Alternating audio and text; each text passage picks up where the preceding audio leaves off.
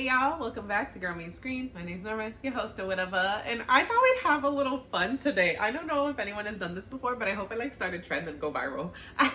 Speaking it into existence. But anyways, we're gonna go through all of the Love is Blind couples from all seasons to date, and then hopefully at the end of each season moving forward, I can say where on the scale I would put the couples of that season. So let's talk about the tiers. I'm sorry. Okay.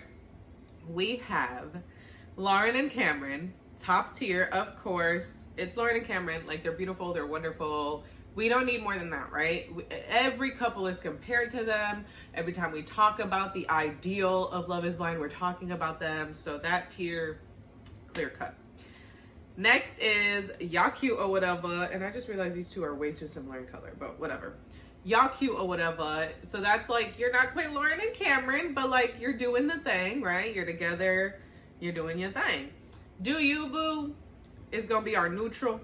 We ain't with you or we ain't against you. We just do you. Have fun. Kick rocks with open-toed shoes. I mean, we know that's Izzy's infamous little line or whatever, and Izzy? Was it? No. What was her name? Sarah and Jeremy and I do not remember her name. It was not Izzy though. I don't know. The girl that said that to Jeremy in her season. I love how I made it that and I can't remember her name. I literally was like Izzy this whole time. Anyways, obviously that's not quite the worst, but kick rocks relationship wise. That relationship need to kick rocks, you know?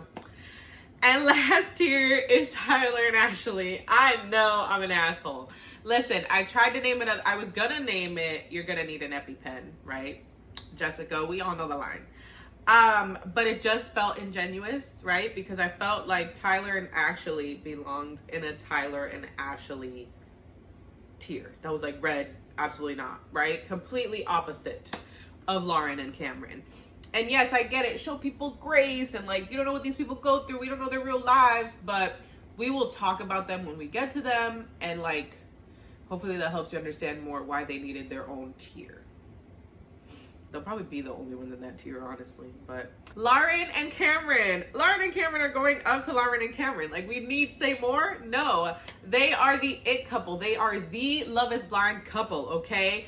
They, grew a social media following, but so organically. They weren't out here like every other couple tries to do since them of showing up to every event that they're invited to as the Love is Blind couples and singles and, all over social media, posting, with popular sounds or with each other to be look, it's me and so-and-so. You thought we didn't like each other. That whole bit of trying to be famous. They did not do that at all. I think Lauren did have a social media brand already. So she kind of just kept that going. And obviously with her following from the show, but they just went on to do what they normally do. They weren't do you want to know more about my Love is Blind experience? Ask me questions. They didn't stick to the Love is Blind brand. They went on to their brand as individuals and together and the passions they have. They didn't lean into the Love is Blind thing hella heavy. I feel every season it gets more embarrassing for these people. Amber and Barnett. Now, I'm going to put them... because I made these, so I could have. But I feel they fall somewhere between Lauren and Cameron and y'all cute or whatever. So I guess I'll do y'all cute or whatever because I'm they're not quite at that status for me. Also, to be clear, the Lauren and Cameron tier does not mean that all of these couples are at Lauren and Cameron's level. It's just a title that basically means in my opinion, feel this couple is just perfect fit. They've handled things beautifully. Nothing's perfect, but they are just at that level of genuineness and awesomeness. Okay, so just want to clear that up. They're gonna go in y'all are cute or whatever. I could not stand Amber in season 1. I have a little bit of a better understanding now for her. I do think she leans into the negative things people have been saying about production to justify how she was acting back then. because basically she tried to say that Barnett did the whole like glass thing. She didn't tell him to do that. It had nothing to do with her. Like basically she had told production that they just didn't want Jessica to have anything to do with their storyline. And then Jessica came to give him the gift, and so it was like, oh, production is setting this up. But I feel like in trying to like go against that or something, you kind of leaned into what they wanted you to lean to, where it just looked ridiculous. Like Barnett being like, I can't do it. Like, sure, fine, you're mad at production, but you've already learned that they play you, right? They set up scenes. Barnett had talked about him talking about something and them not showing the other side of it, so it looked a certain way, about him towards Amber, stuff like that. So it's like, you guys are going in with this knowledge. You should have been like, what's our plan if they don't listen to us? You know, like, they've already shown you they're not exactly team you. So you didn't talk about what you would do? And so then he's standing there like, no. And it looks just like it's been looking, when you literally could just be like, thanks, and moved on. Thank you. Like, come on. So, anywho, not that that has everything to do with their relationship, but they are in Y'all Cute or whatever because they're still together. If you look at their relationship itself, they seem to be doing really well. They're supporting each other. They're living life, really enjoying the things they enjoy together. Like, they are doing well. So, they're not quite a Lauren and Cameron for me. Garrett and Ayanna. Garrett and Ayanna are going to be kick rocks with open-toed shoes. And it is not because of Ayanna, because we love her, okay? We love her. They're not quite Tyler and Ashley, but the red flags were clear as day. I do understand where Ayanna is coming from, though. So I don't hold it against her that she, like, saw the red flags and continued on. I don't think she was ignoring them. I just think that his red flags oftentimes are just, like, rite of passage things where, like, the older you get, things like that fade away. Only thing is, I believe she was a bit younger than him. So I think in her head, it was like, oh, he'll grow out of that, or he'll like kind of see, like slowly learn that, like what it's like to be in a relationship, right? Because he's been a bachelor for so long. Like, so while they were red flags, it's hard because they're red flags that could go away. They just didn't. But he did cheat and then make this whole thing trying to deny it. She's like, dude, just tell the truth. Like, what is going on here? She got a little too drunk with some friends who she's no longer friends with one night, and I guess some guy helped her through that or something along those lines. He tried to paint that picture as her cheating or trying to cheat, or that she would get drunk and do weird things that were inappropriate for a married woman. We all know how guys like that are. Instead of being a caring husband who's like, damn, someone tried to take advantage of my wife, or my wife was in danger or something like that, but whatever. So yeah, they're not quite Tyler's and Ashley's, but the relationship definitely needed to kick rocks, and it did, so we're thankful for that. Danielle and Nick. Now, these are two, honestly, that I thought would work out. Like, yeah, they had a lot of roughness in the show, but like they seemed to be working through it. But that was obviously not the case. There was a lot of drama. So I'm putting them in kick rocks with open-toed shoes. If I'm being honest, I didn't care enough about them as a couple to like fully understand like what was going on. I just know that like through their divorce, it was ugly. They were talking about each other. There was beef. But now they're good because they like united for that whole lawsuit and fight against how Kinetic was treating their contestants. Alexa and Brennan. I actually was fond of them until their reunion, where they were like going in on Cole and different, and it was like, oop, you should have just kept your mouth shut, and you didn't. So I'm gonna leave them in Do You Boo, because like, yeah, I like them and then I didn't, but I don't dislike them, if that makes sense. I don't care about your journey anymore because you were mean. And then like Alexa tried to like double down, but in a backtracking sort of way. I can't really explain it, but her interviews were just like, just apologize. Just say, I was wrong. I did not have all the information.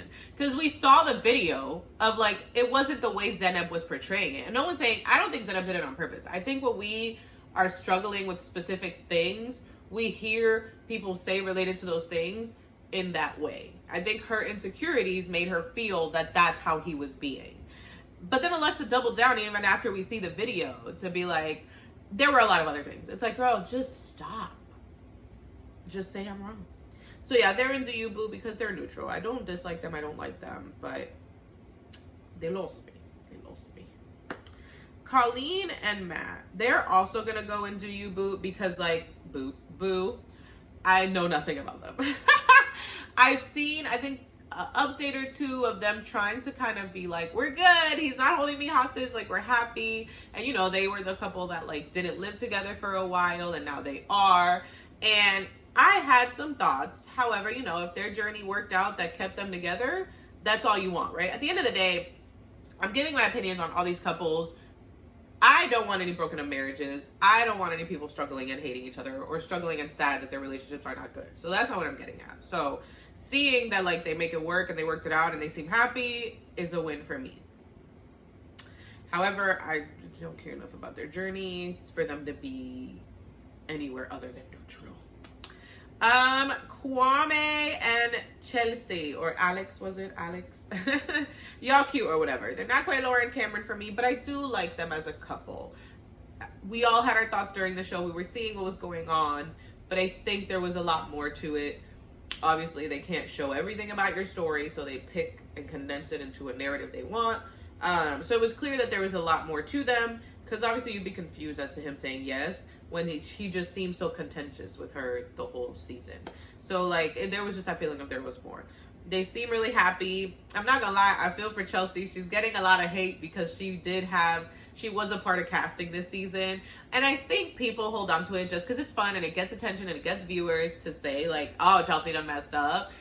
And while, yeah, you messed up by being a part of that, I also understand that she clearly was not like the one person that picked every single person on the cast, you know, but she was a part of it. She is the face. Someone said like, oh, Netflix knew what they were doing. Like they put it all on her because she's the face. And I agree with that. She just got screwed. Like they pulled her in there and then I almost kind of want to say they knew what they were doing. I don't want to say that for her because that sucks to think you're getting this cool experience and they were just doing that to F you over, but it kind of seems that way. Like they know how backlash goes and she becomes the face of it, right? Because she's like, I was part of casting, and so then everyone's like, what the fuck happened, bitch? Like okay, Tiffany and Brett, we all know they were like Lauren and Cameron 2.0 and we all love them. They were great. It was beautiful. We see Tiffany, right, like kind of judgmental about Brett and how he came up, what he came up from and what he did. But really dope to see them come together. These are truly two people that you're like, in the real world, they would not have come together, right? She wouldn't have given him the time of day. He probably wouldn't have really been interested in her because, you know, you interested in a certain type of person. And like, I don't want to say bougie because like, I wouldn't necessarily say that's what Tiffany is, but you know, like a higher standing, I guess. I don't know. But it's really cool to see. This is one of those actual successes of Love is Blind, of like, yeah, like them being in the pods, not being able to see each other and getting to know each other truly made the difference. We all love Brett and Tiff, okay? They were like the boring couple of their season because they were perfection. We know how that goes. Bliss and Zach. Honestly, I'm Lauren and Cameroning them. I am obsessed with their story, right? Her being quote unquote second choice, but like she knew. She was like, this is my man. He's making a mistake. I told him that, and like we good. He's good. I'm good. We here, right? Like that is, there's something beautiful about that.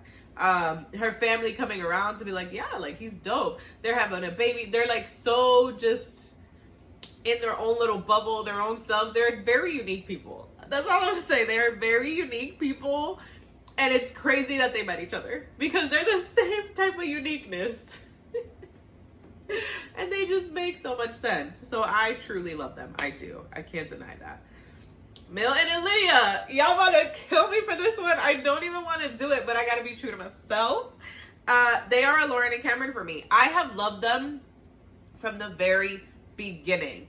People have their feelings about Lydia, but I truly feel that like they just worked, right? I won't lie. I did feel a little like she just want to be loved and she going for whoever, but there's also that piece of like, but Milton makes sense for her and she knows that and she feels that. There was all the drama with Uche. I'm gonna say this real quick. She went on the show for Uche. There's no denying that. There's not. But then she found Milton and she saw that like, and then in actually liking Uche, I think it kind of like opened her up to like, oh, like, you know, like there's someone else out there for me, someone else out there for him maybe, like, and that kind of opened her up to be able to open up to Milton.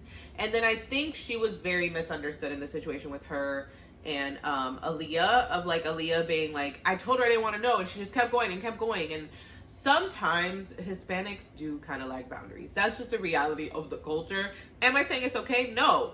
Lydia seemed to learn from that, right? She was able to say, like, yeah, I was off and I get it. Like, I understand why I'm being perceived this way. She learned. But the reality is, like, in our culture, it can be like that, where it's just kind of like people can tell you no, and you're like, well, anyways, I'm going to tell you anyways. And it's like, bitch, like, what? Boundaries are a thing Hispanics need to learn badly. But she, like, was willing to learn that lesson. Yeah, but I did believe her. I don't think she was coming from a bad place or trying to ruin anything. I think she thought they were friends. And you with your friends, if you know someone they're dating, you're like, I'm going to spill everything to you. Let me give you all the tea, you know? And I think where she fell short was that Aaliyah was making it clear she didn't want that. So yeah, I as a couple, I love them. Something about them is so great. It's so fun. And I noticed some people after the show, it seemed performative, like them being together.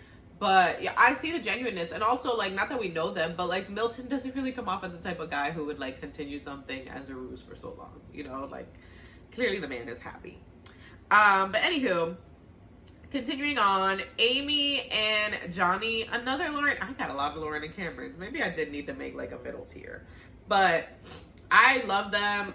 They were awesome. They were the boring couple of their season as well. Like, they were great. Really enjoyed them. Now we're in season 7. We've got Garrett and Taylor, and they are again. I feel like they're right in between these two, and I just gotta pick. I just gotta pull the trigger. I'm gonna Lauren and Cameron because I don't know that I could comfortably put them in Yaku or whatever. So yeah, they were the boring couple of their season. That conflict with the text messages. While people were like, yeah, Garrett was so wrong. He was definitely wrong for lying about it. That part was weird. But I think I mentioned in one of my reviews. I think what it came from was just as she's reacting, he's like pivoting the mission. You know what I mean? Like, I think he was like, okay, let me tell her this thing that happened, right? He starts to tell her and she's like, what the hell, right? She's thrown off. On her end, she has insecurities from past relationships that are causing these reactions, right? So he's like, oh shit, I'm not telling her I responded. I cannot tell her I responded. She's gonna flip out. I just liked it. Why would you like it? Oh shit, I messed up. I didn't like it. Then she states what he should have said, which is similar to what he said. And now he's like, well, fuck, I should have just told her I said that because I did say that. That would have made this better. But I can't pivot the lie. Then we're at a party. We might have been drinking a little bit. And even if we weren't, Tyler comes over, Ashley comes over. I'm with my friend. Yeah, you know. And so this is what happened. The girl. And then I replied. And then you're like, fuck. It came out. What do I do? And you know, that's like how he's got. I don't think it came from a malicious place. I don't think it came from a like mischievous place. I don't know how to explain it. But yeah, I think that's what happened with them in that situation. So I don't think it was deliberate. But they make sense. They do. And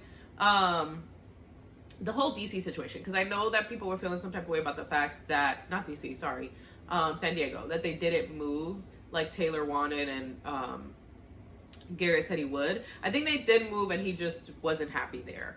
And so they moved back. And I don't think that he was trying to trick her. I don't think he said yes and knew that he would make her not do it. Like, I think it just was he wasn't happy there and he made it known. And his wife made the choice to support him in that and move back. And also they're moving to DC, which is kind of a happy medium for them because neither person is like, that's where I wanted to be 100%. They just found a place that works for them. And I think if you haven't lived in an experience like that, you don't understand it. I live in Ohio. My family's from Massachusetts. I want to be with my family 1,000%. But it's a complicated matter because my husband lives here. He loves it here. My kids are here. Like, life has kind of been established here and it's just kind of taking that step forward.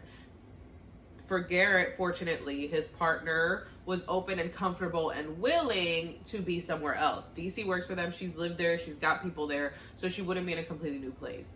Like my situation, there is a possibility that moving would just flip it where Cameron is now me, right? Like, he wants to be here in Cincinnati and he doesn't like Mass and he's dealing with a lot of a mental load because of that. You get what I'm saying? Like, it would just be flipping it. So that's where it's a little bit more complicated for me. But I think it's beautiful that as a couple, they were able to come to a decision that makes them both comfortable. Lastly, Tyler and Ashley, boom. Because that's where they belong, okay? right there in their own tier. Let me stop recording this thing. I want to love their relationship so bad. It seems like they could have a really good relationship if they would open their eyes to the situation they're in. I feel like Ashley is choosing to go with this narrative because it gives her fairy tale. You know, it gives her like, I met this beautiful, wonderful man and we're gonna have kids, and that's it. It's our beautiful, just like linear, perfectly fairy tale story, right? A fairy tale story don't include a baby mama with 3 kids that he was a sperm donor for, but then went a little too far, right? That kind of ruins the fairy tale. Where I think it's like, because she's sticking to the narrative, okay? Like, even at the reunion, we were like, okay, but the baby mama hadn't come out with her video before the reunion. Jessie Woo and Ricky didn't talk to the ex-wife before that. Like, there was more information that Ashley may not have been privy to. Now we have interviews where she states, I've seen the pictures, I've seen it all, I know it all, it's not what it looks like, yada, yada, yada, right? Basically, their story was a sperm donor for a friend, that friend's wife left her high and dry, he knew what it was like to be a one-parent household, wanted to not have that for those kids, so he stepped up, got in too deep, then didn't know what to do, right? So he had to step away, whatever. Let's say that that's the case. Let's say that's all true, and that's what it is. At the end of the day, you stepped into a father role. You don't get to step back out of it. You can't. It's absolutely not fair to those kids. It's doing damage. Like, we all need to think about this, because also, even if Bri was lying and the twins were not conceived naturally and they were also a sperm donation, he was at their birth. He has taken family photos with the son. The girls were born when the son was still 1. So, like, he's been in these children's lives since infants. I think now these kids are 5 and 6, I want to say. I think when the show was filmed, they were 4 and 5. Like, it's been years. Those kids remember him. Kai, my 5-year-old, would remember her dad. Her dad could not leave now, and she would be like, oh, I don't remember that. Those kids are going to remember having a dad and then not having a dad. You got in too deep? Fine. Your responsibility remains to those children. That's 5 years. They're talking about this as if these babies were like 4 months old. He did it until they were like 6 months old and then was like, oh no, I gotta go. That's still an issue, but solvable, right? But these kids are 4, 5, 6, whatever. They are old enough to remember you. You guys have to take that responsibility seriously. You don't get to damage 3 children for life, you guys. Like, parent issues do not go away. Like, they could receive therapy and they will still deal with those feelings all their lives. I've come to terms with stuff about my dad. There's days where I'm like, I have the most perfect feelings about it and it all makes sense and I'm understanding it and nothing. And then there's days where I'm just so mad at him for sucking. You know, like, it does not go away. So to do that to these kids because you want your fairy tale or because you don't want to deal with the truth of the matter, like, no, you know, she's like, oh, and that's something he's going to have to deal with for his life. And you're choosing to deal with it by just pretending these kids don't exist? Not only are you doing the damage of this man not being in their lives moving forward, but they are now on TV, on socials, like, people in the world, they are going to see this one day and see that not only did their dad just bounce, their dad won't even acknowledge them as his children. Like, that is insanity to me. And I need her to wake up. I hope they do. And that's what's crazy, is that could have been the route they took and everything would have been fine. They could have got on here and said, we're fixing it, we get it, like, we now understand, and we're gonna make it right for these kids. And they didn't. Not to mention, we ain't heard Tyler say a damn word, and he got his wife out here. I'll be damned if that's the man I'ma stand behind. I guess she wants to defend her man, and clearly this is Ashley's doing, right? But Tyler allowing it is insanity. I would be like, baby, this is my problem. I need to fix it. Let me do it. Like, what? Anywho, I kind of wanted to include the UK couples in here, but that wouldn't make sense because then I'd have to watch Mexico and Habibi, and we're not doing all that. So this is Love is Blind US, but maybe I'll watch all the other ones and do like Love is Blind International or something, rankings. But I hope you enjoyed this. This was fun. Like the video if you did. Comment down below your rankings. Give me your rankings. Give me the couple and then where you would put them on my list. Subscribe for more content like this, and I will catch you in the next one. Bye.